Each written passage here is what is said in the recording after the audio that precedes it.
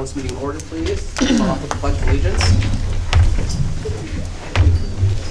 Pledge of Allegiance To the flag of the United States of America and to the republic for which it stands, one nation, under God, indivisible, with liberty and justice for all.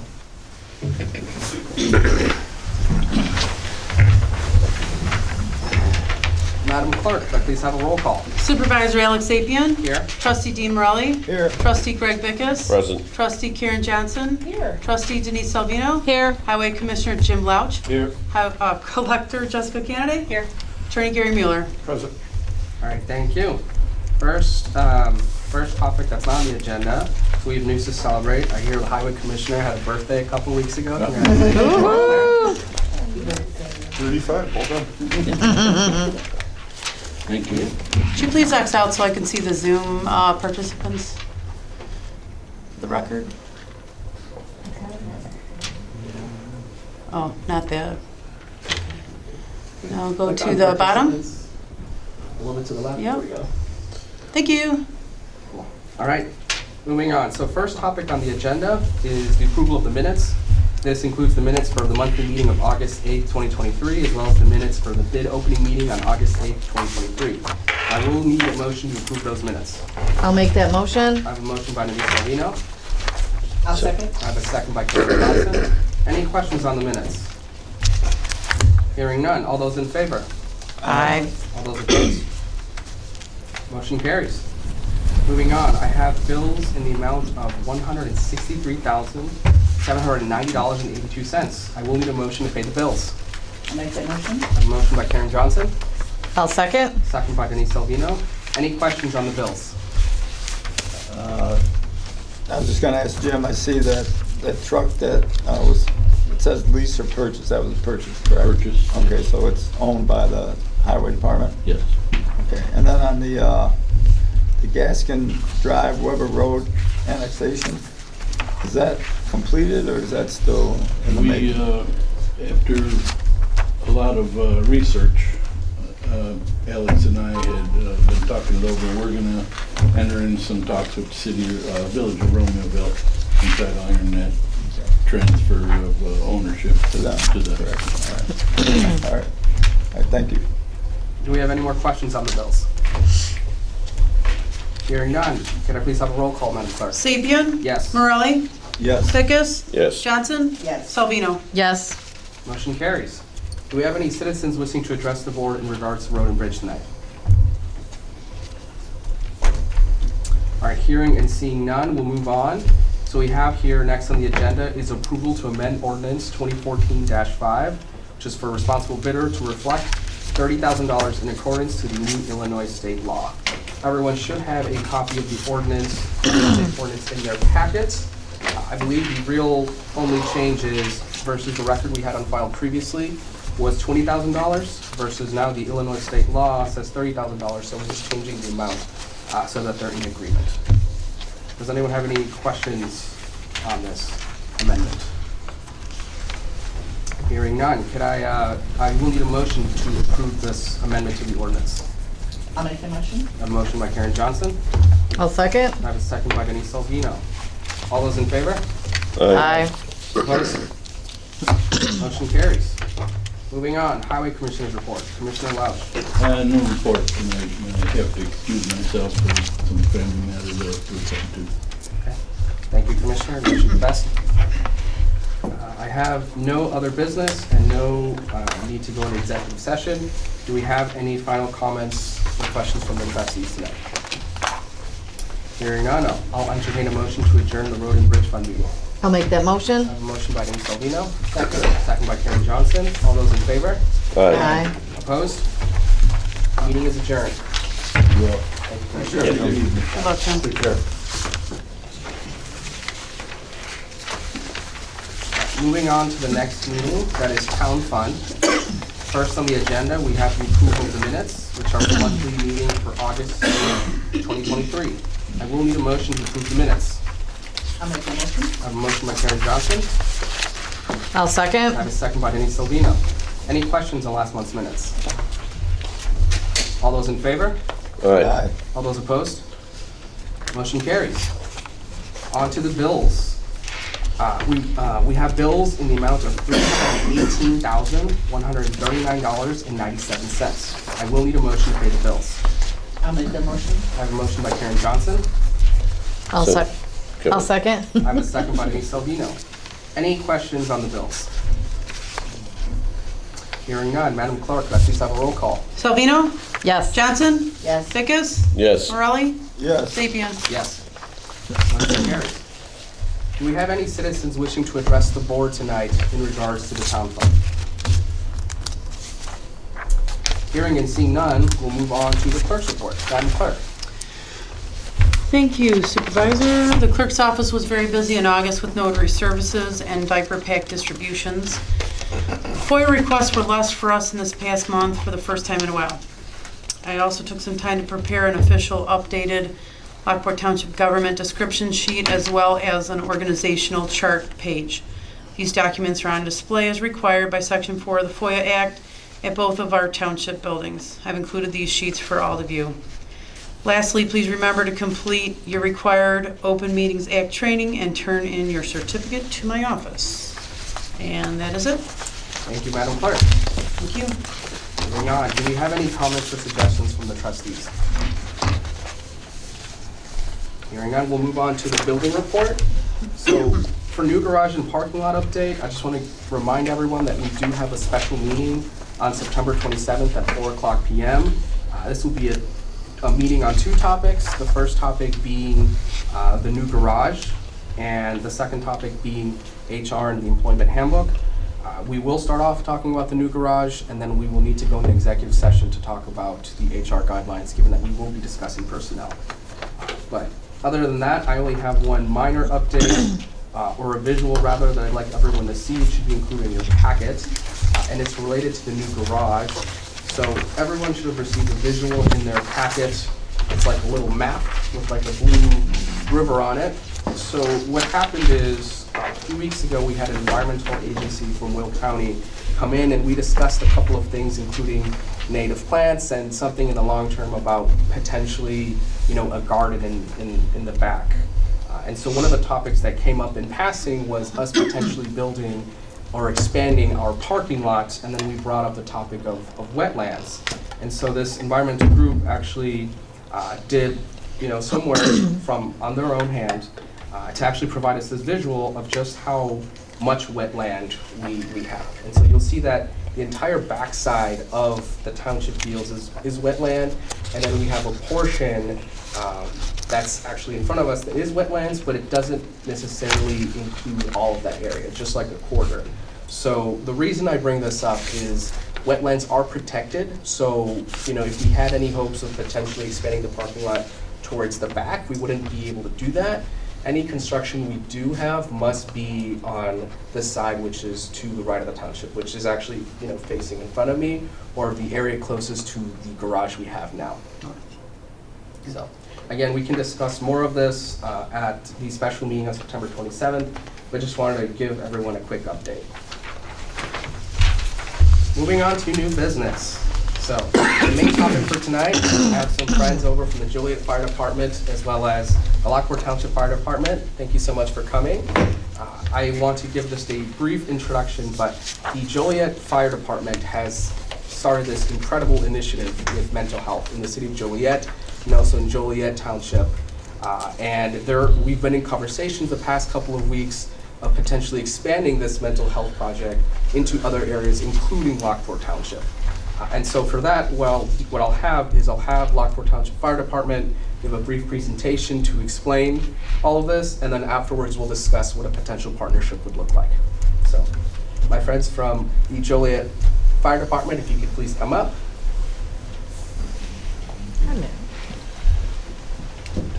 Do you like that? I think we're gonna sign. Oh, yeah, we didn't sign anything. I didn't sign anything. How'd you get that from Alex? You can just touch it. Oh, that's nice. All right. Thank you guys for having us. My name is Jeff Carey. I'm the fire chief of the Joliet Fire Department. And this is John Lekancic. He's our mental health coordinator and peer support coordinator for the Joliet Fire Department. The reason we're coming here for you today is just like Commissioner said that we developed a mental health program that we think would be a great benefit for all of Will County, and we started expanding outside. So a few years back, we started what in the fire service they call community risk reduction. And what community risk reduction is, we start looking at our data to find out what are the real risks going on in our community, not necessarily just fire risk or fire prevention stuff. And when we looked at our data, we found that we were going at 15% of our calls are for some type of mental or behavioral health. And if you had a substance abuse, then it was almost 20% of the calls we responded to. And at first, it might not seem like that was a fire department issue, but like to say, if we don't address the problem, it'll become a fire department issue. So we looked around, we started trying to find out what programs were in the county or in the city, and what we found was that access to mental health care was difficult for most people. It was about 6 to 8 weeks for your first appointment with a psychologist, 4 months with a psychiatrist. And then if you were 18 and under and on Medicaid, it was almost impossible. So we were trying to tap local resources. That seemed to be the big issue. And then according to the Will County 2020 Community Needs Assessment, it was access, cost, and transportation. So we started looking around at what we could do. So the first thing we did was we figured we wanted to take care of ourselves on the fire department. So John here developed a program called Crisis First Aid for Paramedics.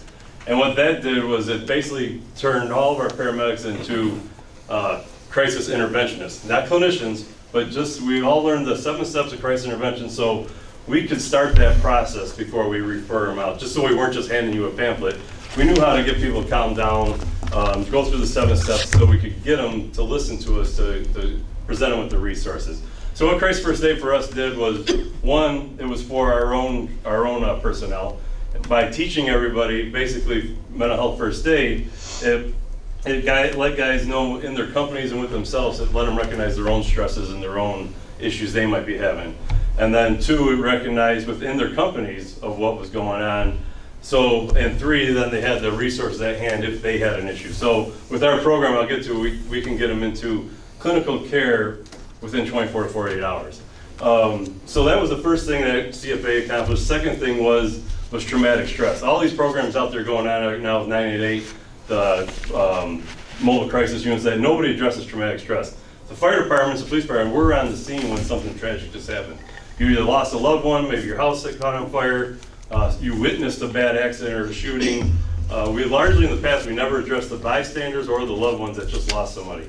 So through our CFA program, we addressed it through traumatic stress.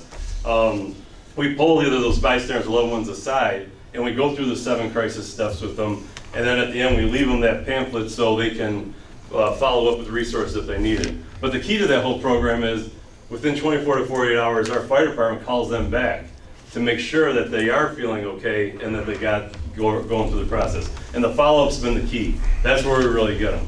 Well, at the call, they're not listening to us, they just lost somebody. But 2 days later, now they are listening, and that's when we get them. And so that is to aim to stop a problem before it even starts. And then obviously the third step was for the mental health patient themselves. Before we started the program, like I said, we ran into this dead end where we couldn't really get them any better care than what was already available.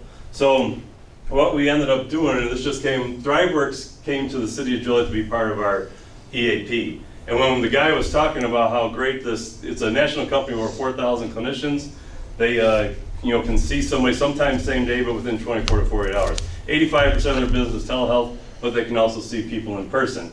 And as he was presenting this to the city to be part of the EAP, he was saying, well, this is great, but how can we get this to our residents who really need it?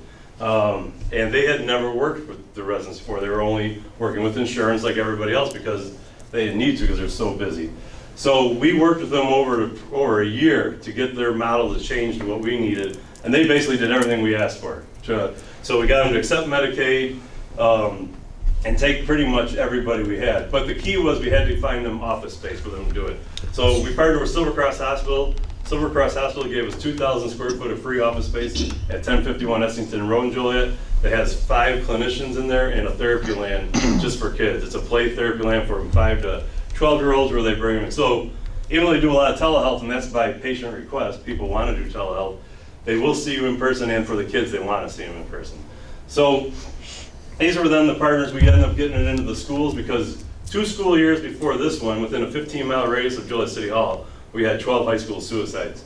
And that was one of the big things we wanted to make sure we addressed. So we got it in all of our schools, and in this past school year, we had 0, and in the city of Joliet this year, we haven't had a suicide under the age of 40.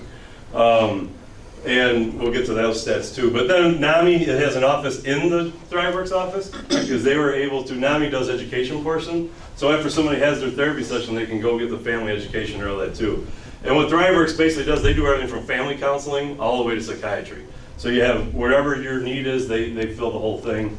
And then we work with our homeless shelters, so we have our homeless where they can telehealth from the shelter, because part of the reason when we talk to Morningstar, Mission, and Daybreak is majority of the homeless have some kind of mental health issues, and they said we can get them housing and we can get them jobs, but as soon as they leave the shelter, they're back here in 2 months because their mental health, they lose their resources.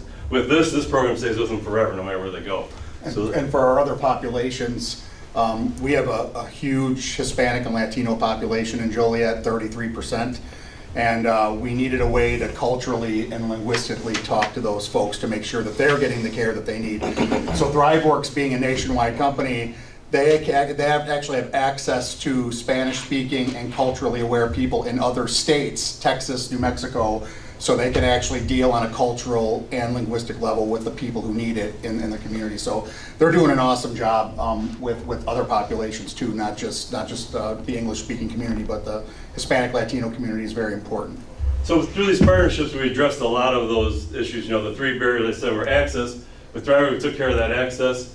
The cost, I'll get in a second, and then the transportation, telehealth, we got them everywhere. And actually we work with Joliet Township that they also provide rides if somebody did need a ride to their actual therapy. But since it's mostly telehealth, even the kids at school, they got it on their homework pages so they can telehealth at school or later on. That's it. So how the cost, so we asked ThriveWorks, well, 8% of Joliet residents have no insurance, 35% were Medicaid, 32% are Medicare, and we wanted to make sure we got everybody that access and no cost. So they estimated it would cost $400,000 a year for 150,000 residents of Joliet to cover everybody. So but they would take insurance, they take whatever insurance takes, City of Joliet picks up the rest. If you're no insurance, we pick up the whole appointment. It's $99 for an hour-long appointment with your psychologist, $189 for a psychiatrist for an hour long. So it's still very inexpensive, but a lot of those people that didn't have insurance, we didn't want to leave them out. So they estimated that $400,000. We went to the City of Joliet. The council agreed. It goes into basically a bank account, a fund. You're not paying Thrives for anything, and only at the end of the month, whatever people's insurance, it draws it out of there. City of Joliet tomorrow can say we don't want to do it anymore. All the money goes, whatever's left goes right back to them. So it was kind of a no risk that they could end it at any time. There's no contract with them. It's just an MOU that your money's sitting in their, basically a bank account that gets drawn on. They give you a statement. We don't see patients' names because we don't want to know, but you see who's using it, where they're at, who's no insurance, what's their. So that's been excellent with that. So in the first year, though, we just finished our first year with it. The actual cost, we had 700 residents enrolled, gave over 4,000 free clinical sessions, and it cost the City of Joliet $91,000 for it. So it was a lot less than we expected because they're taking that insurance first. And Medicaid does pay most of it now that they're taking Medicaid. So it's really, we have about, 54 people in there with no insurance at all. But what the problem ended up being was all these Joliet Township residents that have Joliet addresses kept calling, and we'd have to hear the family members crying on the phone that I can't get in, but because they weren't a resident. So we went to Joliet Township, and they made the same funds so we could get the township residents. And we get a lot of that with Crest Hill residents too, because they're right there, and they're like, but I'm just across the street, And it's like, well, I said, I can't, because it's not my money, I can't knowingly. But it's hard to hear, so that's when we started, let's start trying to expand it outside, because we've seen the great use. And so our results have been, we've seen, in the fire department this year, we've seen a 12% reduction in our mental health calls for every year going up. We've seen this 12%, and the biggest number, we've seen a 52% drop in our suicide rate. By really getting into the communities, it's not just, and that's why it works great to the fire departments, because the fire department's a trusted brand. We can get into a lot of the schools. We can work with different community groups that we see all the time. So going through the fire department's been a big success of it. Not that you could do it without the fire department, but we've been a good driver of it just because of the brand. Well, and that front end cost of $91,000 has saved almost $1 million on the back end in ambulance fees. That was So just from 3 patients. That's from 3 patients, so almost $1 So, million. yeah, we had 3 So- patients who in 18 months called 913 17 times. That was a total of almost $1 million just in ambulance bills. If you had their ER bills, is about $4 million. Once we got them in the program last year, since Thanksgiving, those 3 people have called, and they haven't called at all. The one guy calls once in a while just to see how we're doing. Well, and we actually had an ambulance crew who was worried about some of the people that they normally pick up. 10 people they went out to visit. They went and visited these folks and just to make sure they were okay, and these folks said, we don't need you anymore because we have clinical care. So the ambulance service is getting a lot less use for mental health. And a 12% drop in Joliet in 1 year is huge because there's usually a 10% increase every year. So a 12% drop is a really big deal for a drop in mental health calls for service. So what was happening before was, people, they're in crisis, they don't know what to do, they can't see a clinician for 4 to 6 weeks or longer, they call 911. We had nothing we could do for them, we take them to the ER. The ER is not the right place for them. They sit there for 8 hours, 10 hours, they see a counselor in the ER, they refer them to the county health department, they still gotta wait that 6 to 8 weeks. So 2 weeks later, they're still in crisis, they can't wait to call again. And that's all we were doing was just shuffling these people around and around. So now we get them here and it stops. Now once they call us once, we still might have to take them to the ER that time, but now we enroll them in there and we don't see them ever again. Because the next time they're in crisis, they just go right to their therapist. Or they're never in crisis again because they've got clinical care. So it's whoever becomes your clinician is your clinician for life if you want. You can switch if you want, but so usually what we've seen is once we have a resident enrolled, they see their clinician 3 times a week, maybe for the first 2 or 3 weeks. Then after that, maybe once or twice more, and by a month they're pretty much done with the program. But if 2 or 3 months later they have a problem again, they just go right back to that clinician. And we're missing the next slide, but the next slide's really good. I wish you guys could see it. But what it indicates is it shows that the suicide rates in Will County, the actual suicide rate in Will County is trending up between 22 and 23. But the overall, that's outside of Joliet and Plainfield because we took our numbers out because our suicide rate has dropped 52%. So we have actually brought the suicide rate of the entire county down, but the county outside of Joliet is trending up. But we brought the overall numbers down because Joliet dropped 52% in 1 year. So suicide prevention is a huge deal with this. And we have a suicidologist on our peer support group, Sister Mary Frances Seeley. She's a world-renowned suicidologist, and she said that this just doesn't happen anywhere, that you have a drop like this in one year, of half of what you were the year before. So it's working out very well. Chief Carey's got a whole litany of success stories that go along with this, from folks from 3 years old up to 84 years old. It's helping a lot of people at a lot of different life levels, people from all walks of life, all over the community. And I'm sure he could tell you lots of stories. And if you guys want to know, he could tell you lots of stories. But we wanted to let you know how our program's spreading. So I wish I had my PowerPoint. It's a little easier to read. But we started off in Joliet Township. Well, we got a call from, we got Troy on for next year. So Troy's already bought in. Plainfield's already bought in. You guys are here, Lockport. So we're working with Lockport now. But Crete and Shanahan, we're talking with them too. So this is actually spreading. Started in Joliet and it's spreading throughout the county right now. So we're hoping, and they have the 708 board in Will County, the mental health board. We're actually hoping to make this their thing so they can pay for it eventually, so that the individual cities and townships don't have to foot the bill. But that's a walk that we're on right now that we're trying to get to. So you guys are all aware that the tax that got passed, the 0.05% for mental health, that's what we're kind of going after to try to get the whole county and to be covered on this. And we figured, what was our estimate to cover the whole county on? About $1 million. About $1 million, or between $1 and $2 million to cover the whole county. So that's what we're moving to next with this is, honestly, the townships probably shouldn't have to bear the brunt of this, especially when the county is taxing for it. So we're working with the county and we're going to the 708 board meetings to try to get them to buy into this as well. So hopefully, if it's funded in these townships, hopefully that's not for long. Hopefully the county starts funding it when they get their money for that. Yeah, that levy won't, it'll Next be year. back for this year, Yeah. so they won't even receive money until next summer. So we're looking everybody to get on now, and then hopefully once, if they pass it in a year, that'll be all on them. But in the meantime, we've just seen such great success, Yeah. and it's worked so well for our residents. We're hoping that other people will come about just because it really has really helped out. We've seen, I mean, I guess he said I could tell you 20 different stories of people that have called and talked to us about it. So I think unless,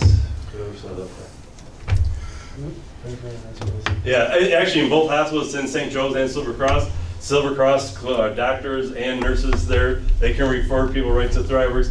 St. Joe's doing the same thing on discharge. They're referring people out because they just don't have the clinicians to handle it. So with the shortage of clinicians, doctors, nurses, this is kind of what we're using to address that. Well, and the way we wrote this up is, we wrote it up so what we did in Joliet can be done in any other community. So we actually wrote a book about this. If you guys want a copy of it, I'll get it to you. But it's how any community with a fire department, a hospital, a NAMI chapter can make this work in their own community, you know, without having Joliet to have to be involved. So this is something that, you know, we kind of started, and it's good, but anybody can do it as long as they know the right steps to follow. So if anybody wants the book, I'll get you a copy of the book. And Chief Carey sent his card around. If you send him an email, I'll get you a free copy of the book and you can read it. But it tells you how to do all of this stuff, who you have to partner with, how you have to set this up in order for it to work for the whole community. But the reason this works is because of the fire department. The reason it works is because of the fire department, because people see the Maltese cross and they trust the fire department, and they say, all right, what they're telling us, we're gonna listen to that. Where if somebody privately came in, if ThriveWorks was trying to do this on their own, it would have never worked. And we were really rough on ThriveWorks when they came in to make sure they were on the level and they were doing what they were supposed to be doing. But like Chief Carey said, they did everything that they said they were gonna do and more even, and it's worked out well. But the hospitals and the schools were two of the most important people, and they bought into it very well. Joliet Township and Joliet Grade Schools both bought into it very well. They use ThriveWorks as well. The hospital, Silver Cross Hospital, actually uses ThriveWorks as their employee assistance program now for mental health. So they actually use it. They like it so much that they endorsed it, gave them space, and are using it. So, and it's being used in Joliet City now too as for employee assistance. So it's working very well. And yeah, for you guys, like for doing all that, Chief O'Connor's here from Lockport, they're want to do the same thing, so the fire department here will drive it just like there. So all it really needed would be the same thing to provide the service for free, is just that funding source, and the fire department in Lockport will be able to do the same thing we did here in Joliet. Yeah, if you don't mind. So my name's John O'Connor. I'm the fire chief of Lockport Township. I don't have too much to add, but just to give my perspective on the meetings I had with Chief Carey and the supervisor as well. Within the first 10 minutes of the conversation, I was hooked. So how can we provide this to Lockport Township? We have the same problems as the city of Joliet, just on a smaller scale. So in the past 12 months, we responded to 788 addiction and mental health related calls in the township. Now with the statistics that he discussed, I'm like, it sells itself. Chief Carey's already written the playbook for it. So we have these same problems, and we're the fire department, our service ended at the door of the ER. And like he was saying, we have return customers all the time. And you want to do more, but that was never in our purview. And what happens at the hospital, usually we don't find out until the next time we go pick them up again.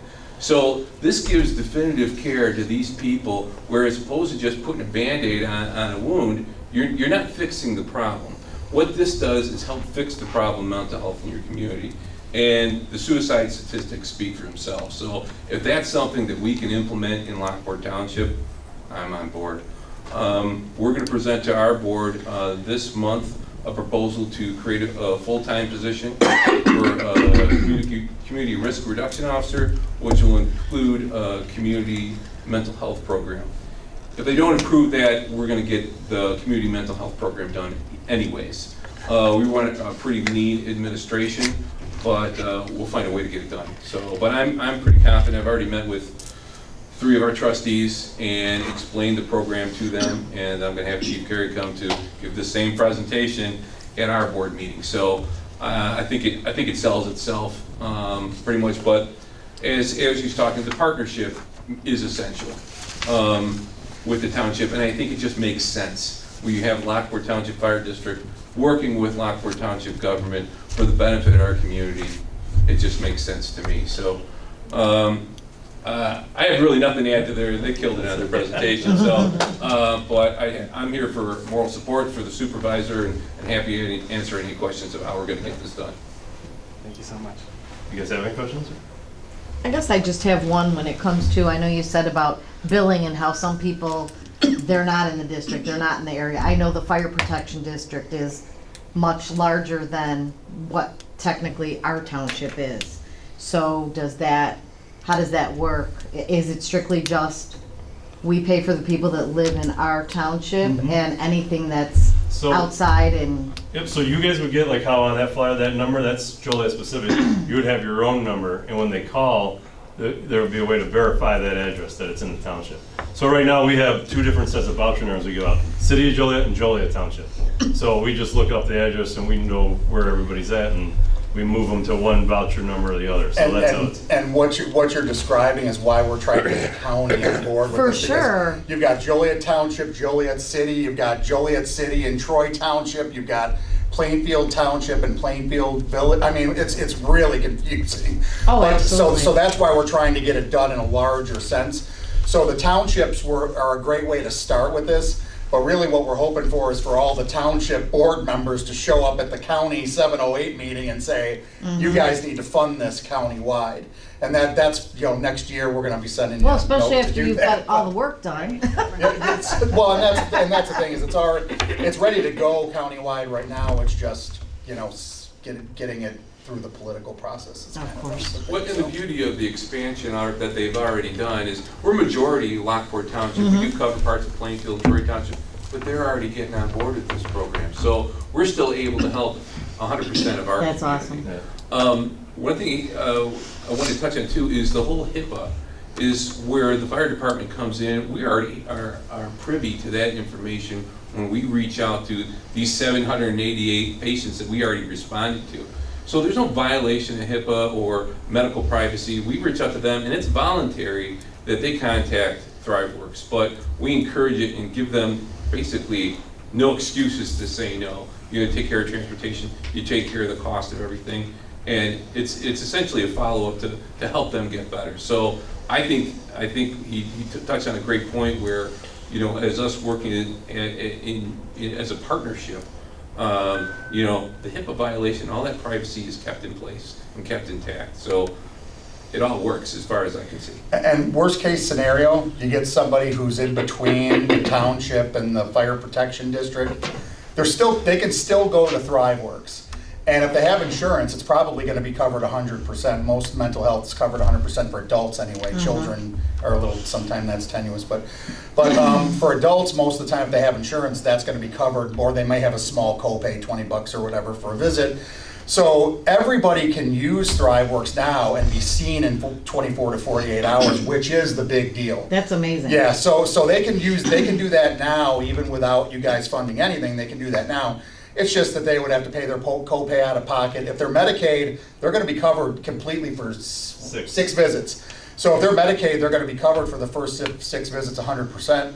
So the only ones that would have a hard time are those who are uninsured or underinsured. They would have, but that's only that's $100 for a thing. So they still have access to rapid definitive care. It's just that they would have to pay for it. So, but most people, I don't know what the percentage in Lockport Township or Lockport Fire Protection that is insured versus self-pays versus Medicaid, but most people are going to be covered already.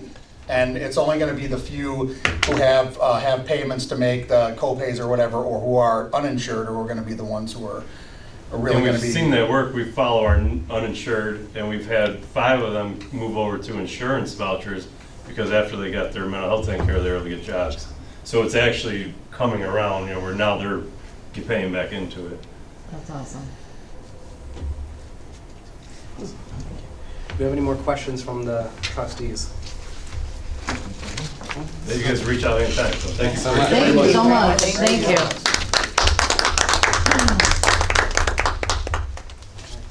So, given that presentation, there are two approvals I'd like to pass and run through the board. So, just as a quick explanation, so for the first approval is to have Lockport Township enter into an agreement with ThriveWorks, which is the nonprofit partner with the fire department, and then for us to also enter an agreement with Lockport Township Fire Department. So, just to kind of briefly reiterate what our friend said, the way this agreement would work is we enter into this agreement, and then the fire department, anytime they receive calls from folks in distress, and they can refer them to ThriveWorks so they receive this mental health care. Now, for the majority of the folks that will be insured, it won't cost the township a penny. For those, that small minority of folks that are uninsured, then in that case, the fire department would verify through their address that they do live in the township. And given that they qualify, the township will then provide them a voucher. And so this is where this agreement comes in, is this, we would give this voucher like a code to the patient that they would then enter into ThriveWorks so they could receive that care. And so for that, we need to enter into a formal agreement with these two entities, and then the approval after, which talks about reserving funds for this mental health project. There would need to be like an informal, I guess, fund, we could call it, where we could say, let's set up $10,000 worth of vouchers.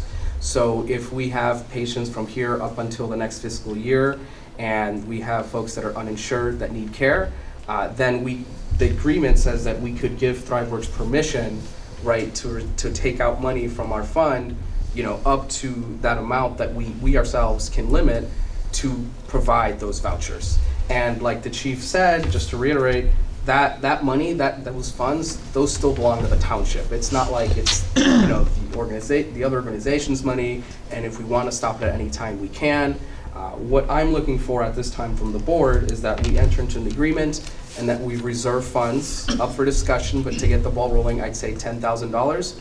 And then in the upcoming fiscal year, which would be in March, the new fiscal year, we could then determine, how much money we can reserve year over year. In terms of a financial standpoint, I did talk with our accounting firm, Warmer Rogers, and seeing as how we always have a surplus with our budget, and this type of funding project has established precedents, for example, with our shingle shots. So we're not asking for large, huge amounts of money here. The township has it well within its budget to fund it, not just this year, but for years to come. So that's my explanations of the approvals. Do we have any questions? I have one. So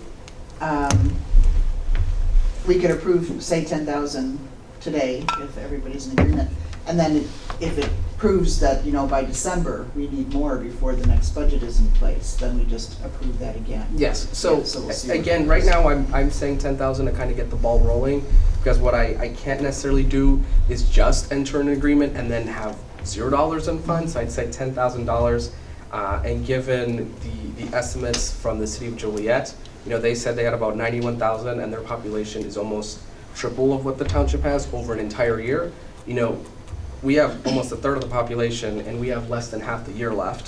Mm-hmm. So the amount would certainly be a lot less than 90,000.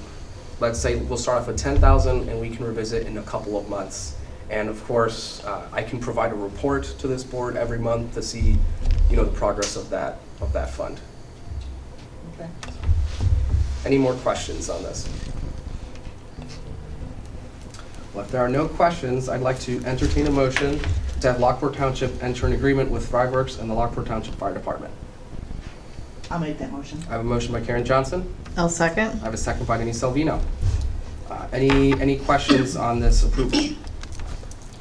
Alex, just reiterate, like they said, these are going to be the township residents. Because I know, obviously, like with Lockport City, that stretches way out in the Homer Township and stuff like that. Like Joliet was having an issue. People calling and saying, "Well, I'm right outside." Sure. I mean, we are strictly going to enforce the Lockport Township resident rule, Yeah. basically. Yes, that is the understanding, and I will work with the fire department to make sure we enforce that. But yes, it's like it was said in the presentation, the Township Fire Protection District. I know it's a little bit larger, but we will verify addresses to make sure that the funding from the township is to help the township residents and folks outside of the township. Again, this program extends beyond our township, so that funding would come from the other townships if it's available.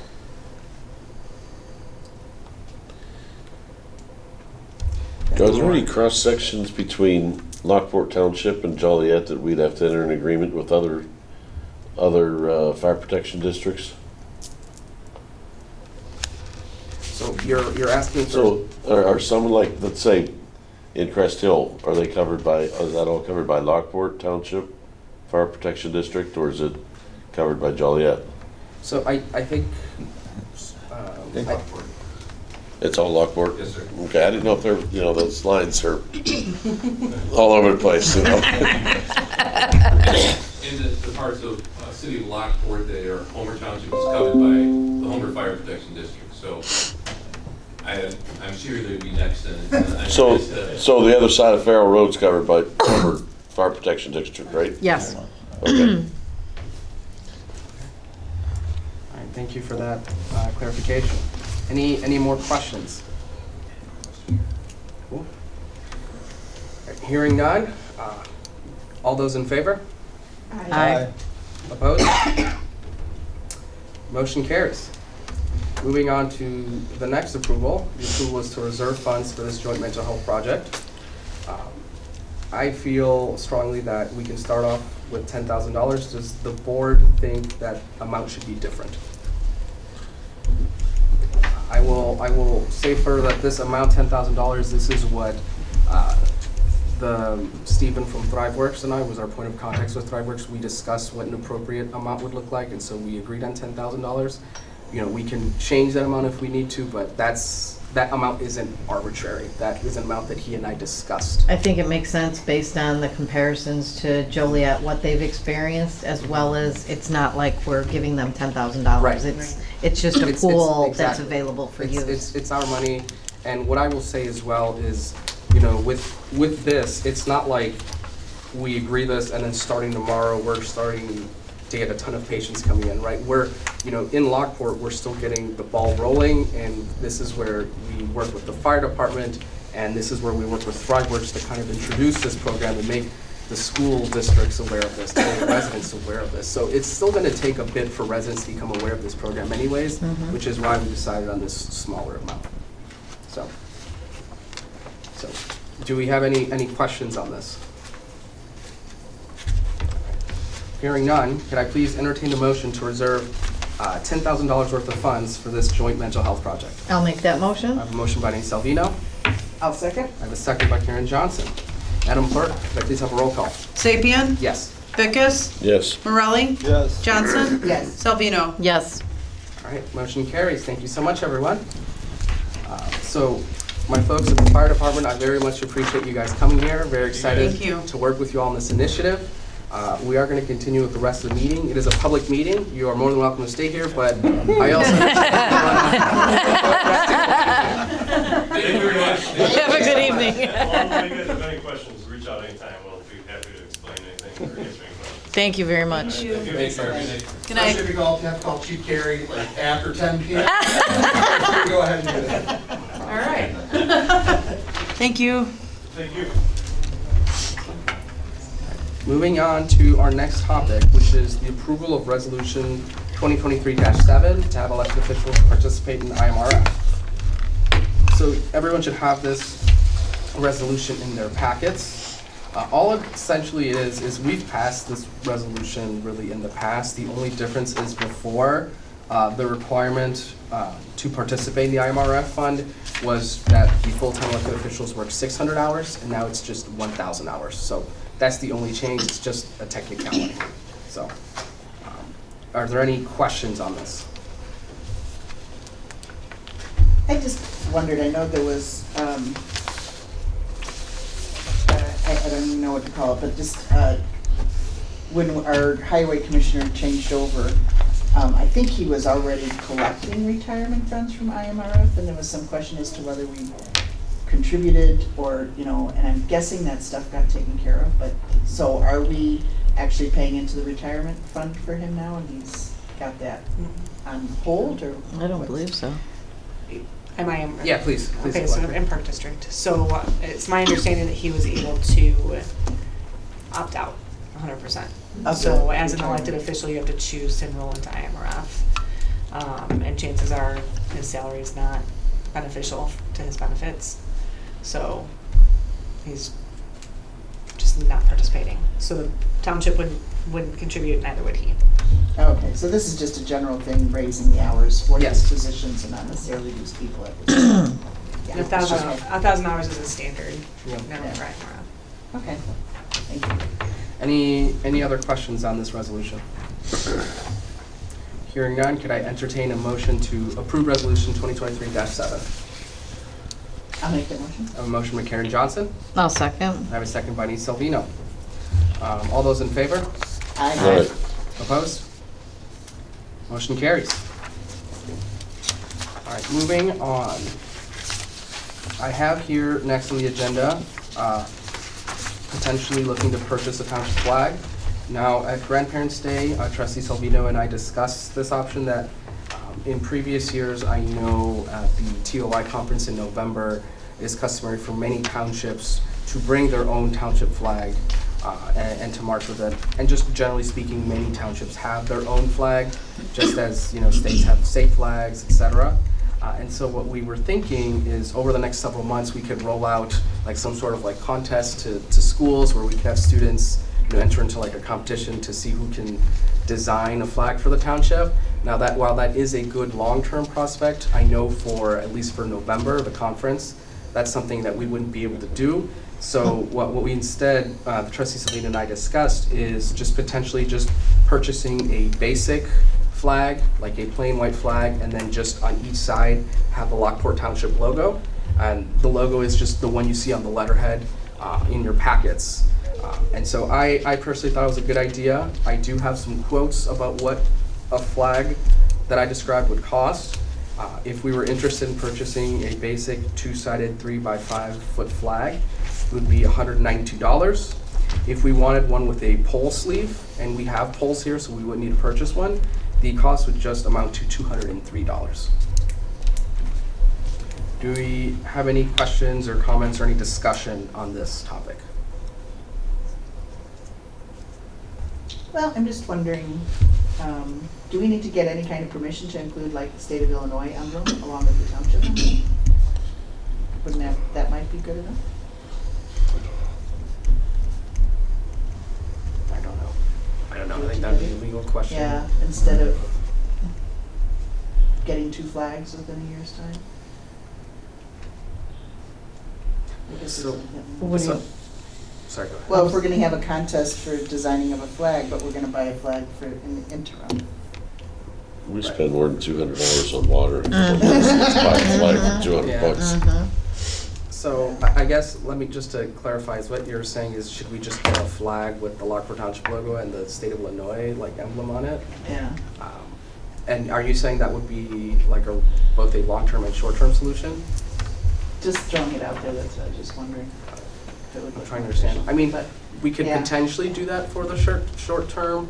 I will say, again, we have to decide what our township flag would look like, so I feel like, we have the Illinois emblem on the Illinois flag. I feel like the township flag would have to be distinct. yeah. Has to fly. And that's pretty much when they Right. have all the flags on display, they're specific to their township and not necessarily tied into the, Yeah. I guess we could use it as a banner after that. Could we just call it a banner and get away from flag topic? Just say, hey, we got a nice banner. It looks like a it'll be good flag. carrying the parade, I mean, you can do a bunch of Looks like a stuff with flag, it, but it's a display it. banner. For Yeah. now.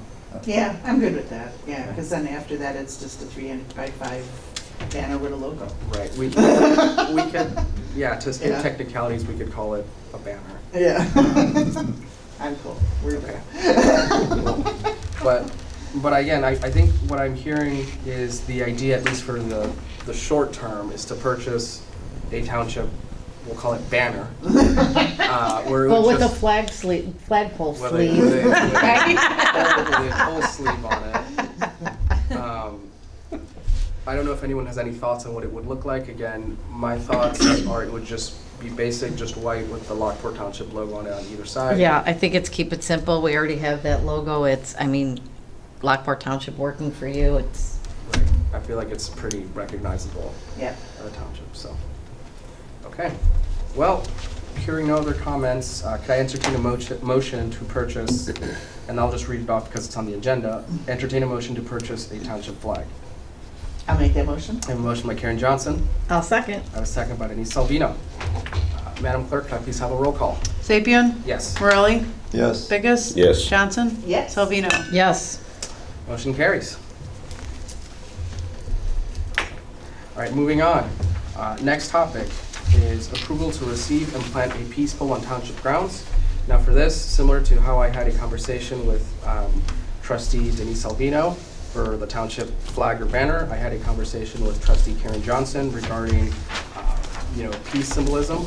So trustee Johnson, I'll kick it over to you in a second, but my understanding from this conversation is everyone should have in their packets an image and an explanation of what a peace pole is, and it's I just just a saw one of symbol of these. peace.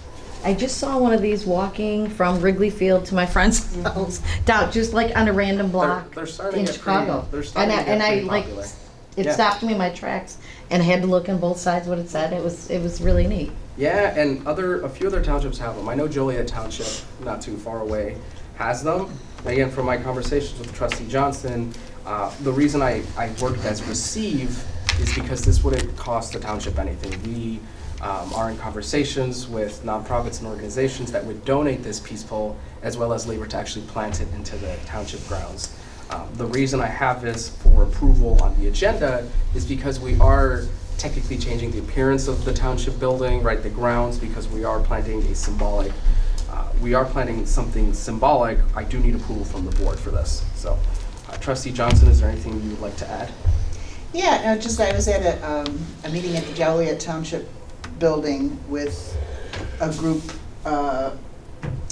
working to have Joliet become a nonviolent city under a certain organization's nonviolent cities group. And they planted a peace pole there at Joliet Township. And just thought, let's do that here. So I may be bringing more conversations back to the group at different ways. Joliet qualified for a $2 million grant recently for gun violence prevention because their gun violence numbers were high. I did check, that's a state grant. Bolingbrook is the only other city in Will County that would qualify for that. Gratefully, we don't have high numbers. But as that program, like the one we just saw today, gets more information about how this takes off cost at the back end, there's all different ways to have violence prevention. It doesn't have to be gun violence. So hoping that we can get more involved in violence prevention as working with both the county and the state and doing whatever we can for our residents. So declaring it, we can have a ceremony or not, but basically it's a 4x4 with a plastic sleeve on it, and it says "May peace prevail on earth" in 4 different languages. So Pax Christi Seed Planters has been donating these poles, and they said they have 4 in stock, and they would give us one. Nice. And one of the gentlemen with that group said he would plant it for us. Could you tell me the name of that group again, please? Pax, P-A-X, Christi, C-H-R-I-S-T-I, Seed Planters. Seed planters, okay. Thank you. Do we have any questions or any discussion on this topic? Do we know where about we put it? Can we decide? I think trustee We Johnson didn't and I were quite talking decide, we about. talked about maybe out by our sign, that's where Joliet Township did, they've got a little garden by their township sign. So either there, I think just for symmetry, if we put it on one side of the door, it might look, we could put it anywhere really, and we can discuss that later, but either one, in front of the building and the garden or up by the sign. Because it could, probably people aren't going to notice it as much out there, but, closer to the door where people walk in, that they could take notice. Yeah. Yeah. We could decide that. Mhm. Um, Yeah. But any questions on this peaceful topic? All right, hearing none, can I entertain a motion to receive and plant a peace pole on township grounds? I'll make the motion. A motion by Denise Salvino. I'll second. I have a second by Karen Johnson. All those in favor? Aye. All those opposed? Motion carries. Thank you. All right, we're done with approvals for the town fund agenda. Moving on to other new business, I will let everyone know that the newsletters were mailed out. And just from observation and speaking with residents, the majority of the township has actually received them. So very happy to report, because in the last time we met in August, we had literally just mailed them out, or they had just started printing and were just mailed out. And so folks, we've been getting a lot of calls, a lot of positive feedback about the newsletter. And I will also say that my office has been very, very busy receiving calls from seniors reserving their spot for the senior breakfast, and also folks for the Veterans Dinner. That's one way in which we know that they have received their newsletter. Yep. So happy to report that everything has been sent out on time, and we were actually a few weeks ahead of schedule. And great job. It looks great. Yes. Good letter. Moving on to upcoming events, we have a few upcoming events. So actually, just talking about senior breakfast. Senior breakfast is on Monday, Tuesday, Wednesday, which is October 2nd, 3rd, and 4th, from 9 a.m. to 11 a.m. at Prairie Bluff. Folks have been eagerly calling. Actually, as of last week, we're actually already filled up, and we have a waiting list for those 3 days because folks are very excited to attend that breakfast.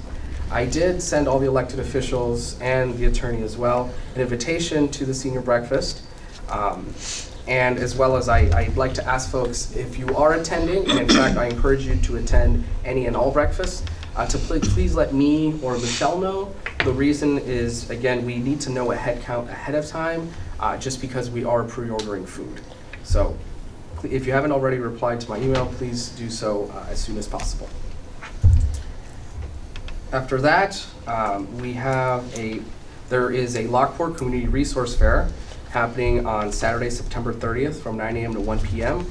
The pastor at Shepherd of the Hill, actually invited us, as well as other organizations in Lockport, to partake in this resource fair, which is on behalf of the Lockport Community Roundtable. I know there will be voter registration there, actually done by our very own clerk. And then our office will have a table there, as well as I believe the assessors. So everyone here is invited to attend. Again, it's on Saturday, September 30th. It'd be nice if that might be too soon, if we had our version of that fire department brochure at the time. It might be a little bit too quick, but. Yeah, I think our version of a mental health brochure, I think that'd be a very quick turnaround. Yeah. You can do it. Just print out 100. I know you can do it. I'll see what I can do. I'll see what I can do. Just draw it. Start it up. We start writing them now. I know. Don't stop. I'll see what I can do. One more upcoming event that is actually here at the township office. We have a shred truck on Thursday, October 12th from 10 a.m. to 2 p.m. And then inside at the exact same time, Jewel Oscar Pharmacy will be here to give everyone vaccines. So, please be sure to spread the word and invite any and all folks in the township. Moving on to old business and past events. We had Will County Workforce hosted their job fair here in the community room on Tuesday, August 29th from 1 to 5 p.m. There was about 31 employers there. I'd say it was very successful. We had a healthy balance of people coming in. It was never at one point any too crowded and too much noise, but also wasn't ever empty. And folks were very eager to come in, and I was also very happy to see that many folks were able to actually get a free professional photo headshot for their LinkedIn or their job application here as well. So it was successful, and I'm in conversations with County Workforce to have a job fair again in the future and to make this a recurring thing. One more past event that is not on the agenda, but I did mention, was Grandparents' Day. Grandparents' Day was at the White Oak Library in Crest Hill, and that was on Saturday, August 12th. I'd say, very grateful we were invited to that. It was a great event. I know there was lots of kids there, and there was also, I think they had like snow cones or something that they were giving out. Very great event. Yeah, ARP was doing that instead of their little ice cream, they did snow cone, so. Very great event. All right, do we have any comments, suggestions, further discussion from the trustees regarding the town fund? Does our assessor come back to the meetings, or is she not coming to meetings anymore? That's a conversation I would need to further have with the assessor. My understanding the last time I did discuss with her is this year is a quadrennial year. And so she is extremely busy, so her bandwidth is a bit limited. But as to when she is planning on coming back, I would say we would need to ask her directly. I don't know at this time. Okay. But also to further emphasize is that as required, only voting members are required to come to these meetings. So while she may not be here, we do encourage her to be here. She is not required to be present at these meetings. Or provide an update of status, or if everybody's knocking on her door driving her crazy. Yes, I will say from observation, her office has been very busy. Oh, I bet. So there's that. One more thing I'd like to add is I know today 2 of the approvals on here were ideas from 2 of the trustees. So I also just want to continue to encourage all of the trustees here. My office is an open office. If you ever want to have a conversation or a discussion on adding something to the agenda or working on a new project, I strongly encourage it. I am the supervisor and I run these meetings, but I like to think we're all a team here and we could all present projects to the township. Having said that, can I please entertain a motion to adjourn the town fund meeting? I'll make that motion. I have a motion by Denise Salvino. I'll second. I have a second by Karen Johnson. All those in favor? Aye. Opposed? Motion carries and the town fund meeting is adjourned.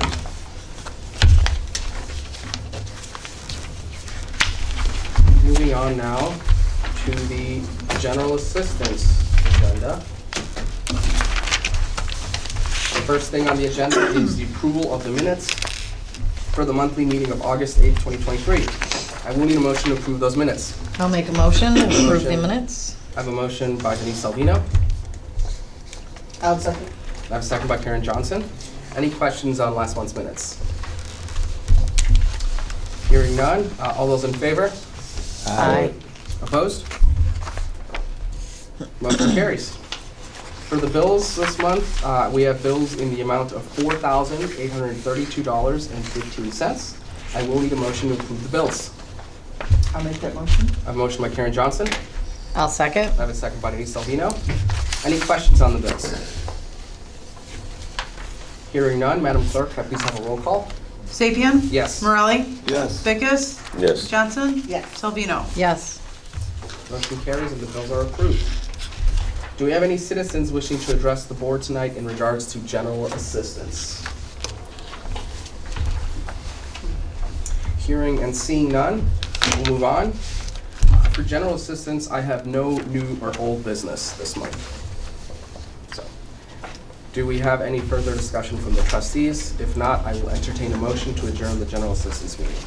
I just have one question. I know we used to get a report that I'm not attached to the format, but at least showed how many applications came in, how many people qualified for something or whatever. Can we get something like that, just so we know?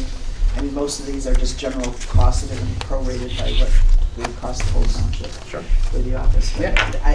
that was useful for me to see. Yeah, of course. I'm happy to provide a report going forward. I will say that from observation and working closely with my staff member, general assistants, cases have been going up. So similar to how I started providing a bus report in senior fund, I'm more than happy to provide a report for general assistance cases going forward.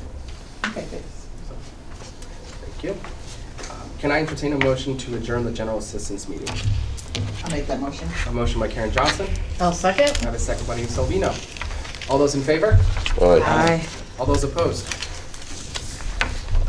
General assistance meeting is adjourned. Moving on to our last meeting, which is the senior fund. The first topic on the senior fund agenda is the approval of the minutes for the monthly meeting that is August 8th, 2023. I will need a motion to approve those minutes. I'll make that motion. I have a motion by Karen Johnson. I'll second. I have a second by Denise Salvino. Any questions on last month's minutes? Hearing none. All those in favor? Aye. Aye. All those opposed? Motion carries.